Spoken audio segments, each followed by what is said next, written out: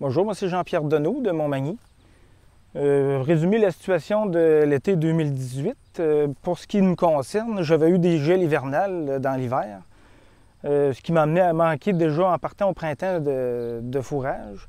J'en ai acheté un peu au printemps. Puis là, je suis obligé d'en racheter parce que de toute façon, il y a eu la sécheresse dans le secteur de Montmagny et Bas-Saint-Laurent. Puis ça m'a amené à être obligé d'en acheter, d'en faire venir de l'extérieur, autrement dit. La première coupe, étant donné qu'il y a eu du gel, on a rempli seulement la moitié d'un silo, un 20-60. Normalement, on en remplit un complètement plein, puis la balance, on fait des balles avec. La deuxième coupe, on s'attendait justement à en remplir un, mais étant donné de la sécheresse, on en a rempli aussi seulement la moitié d'un 20-60, encore une fois. J'espère bien que la troisième coupe, on réussisse à en faire plus avec la pluie qu'on se souhaite, là.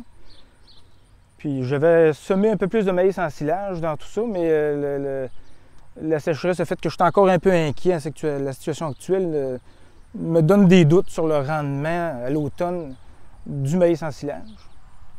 Donc d'une part, un peu d'achat de protéines pour remplacer la luzerne que tu n'auras pas. Ouais. D'autre part, peut-être un manque de rendement dans l'ensilage. Dans le maïs en silage, je peux peut-être m'en sortir, là. J'avais prévu des champs en maïs grain. Peut-être que je ne le ferai pas en maïs grain, que je vais le faire en maïs en silage, parce que le grain, je suis capable de l'acheter d'autre part, là. Si le cas se présente que j'ai pas assez de maïs en silage, je vais aller dans mes champs de maïs grain. Ouais. Puis si on parle de l'impact final, là, le fait d'acheter peut-être des suppléments protéiniques. Ah, bien, c'est sûr que là, l'impact financier, c'est sûr que ça va être beaucoup plus. Ça va être une année qui va être plus difficile là, financièrement. On n'est pas. Ça va coûter plus cher, là. Normalement, on pourra faire des profits, mais là, ça va tout y passer pour l'achat de foin puis rebalancer les minéraux là, dans l'ensilage. Bon, pour donner un exemple, la sécheresse, qu'est-ce qu'elle a fait cet été? On avait un champ de graminées qu'on avait décidé de garder pour faire des petites balles de foin. Puis à la deuxième coupe, on a ramassé seulement 80 petites balles d'à peu près 35 livres dans 12 acres. Fait que on s'est promené vraiment pour rien. Il n'y avait presque rien dans ces champs-là.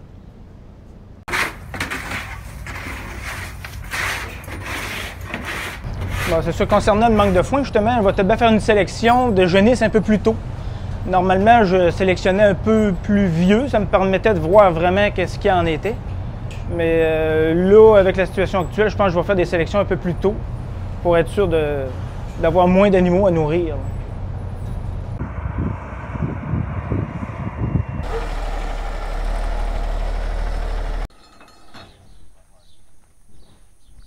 Je m'appelle Steve, je suis le transporteur pour Vincent Coulombe, commerçant de foin.